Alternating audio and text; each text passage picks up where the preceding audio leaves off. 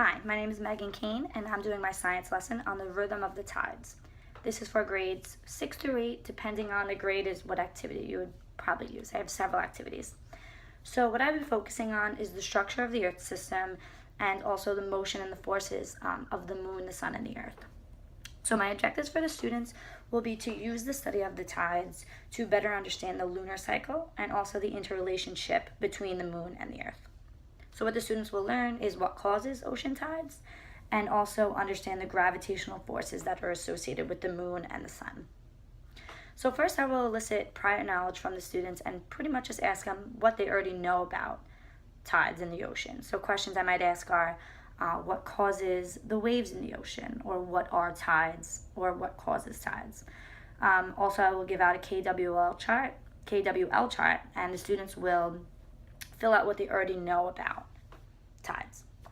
So after that, in groups, I'm going to have them explore a interactive website that is from the National Oceanic and Atmospheric Association, and it just shows graphic and a lot of information that they may want to know about tides. I will also hand out several vocabulary sheets so the children are more aware of what we're talking about. So this one has gravity, lunar cycle, and tides and the different types of tides. This one is another vocabulary sheet that has some visual aids on it.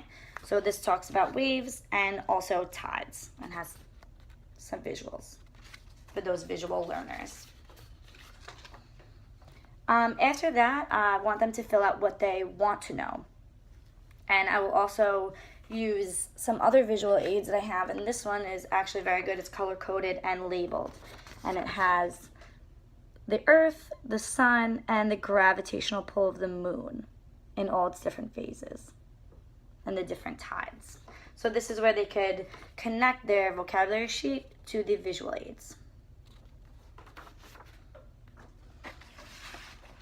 After I show them the interactive website and show them different pictures of the Earth and the tides, there's also a video that's on YouTube that is very helpful and breaks down tides and the gravitational pull into smaller parts. And this might be good for those who have cognitive disabilities and also learning disabilities.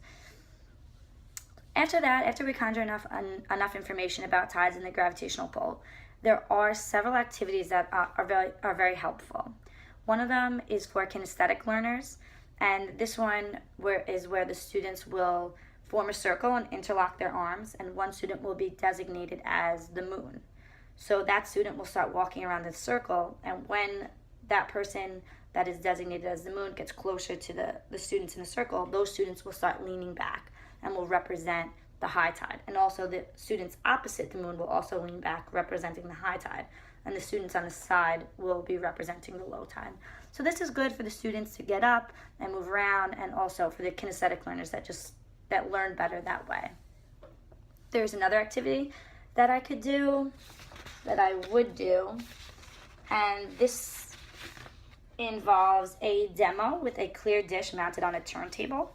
And this picture shows the activity. And what happens is the platter is mounted on this turntable, and there's water inside that's dyed blue, representing the ocean and the tides. So in this picture you could see, and here's the moon that is on a metal piece that's connected to the turntable. And you could see that the moon that's over here, this represents the high tide that the gravitational pull is showing, and also the opposite side where the water is, that represents the high tide. And you could see, and the students will be able to see the low tides on the opposite sides. This is another picture of the activity that shows it with the high tides and the low tides labeled. Another activity that students can do, especially for students that are more, I will give them the choice of which activity they would want to do. And this one is for some logical learners, so I'm trying to cater to all different learning styles. And this one's for maybe more mathematical students that see better this way. This is the predictions chart of the different times and heights of the high and low tides. And what I will have them do is take a look over this chart and have them graph and mark the points for each tide and connect them in a straight line. So you could see the different high and the low tides at the different times of the day. So after all those activities, I would like to connect what we're learning about the tides to marine life. So what I would ask them is, what dangers do the animals face when the water is at low tide? And some of the answers that I might get are drying out, overheating from the sun, danger from predators, and also maybe the danger of the waves moving in and out. So after that, I would ask them of what are some adaptations that creatures that live in these zones have to prevent dehydration and these dangers. And some of them might answer a possible, for the older students, maybe 8th grade, 9th grade, will say the hard exoskeletons, such as shells like crabs, that prevent them from dehydrating and protects them also from predators.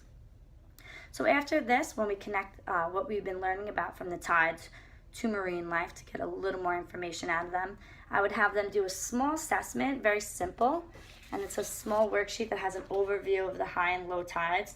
It also has some visual aids that show the different sides of the Earth and how they relate and the gravitational pull towards the moon. So the students will pretty much just have to see which sides of the Earth are having low tide and high tide. So that's just a small assessment.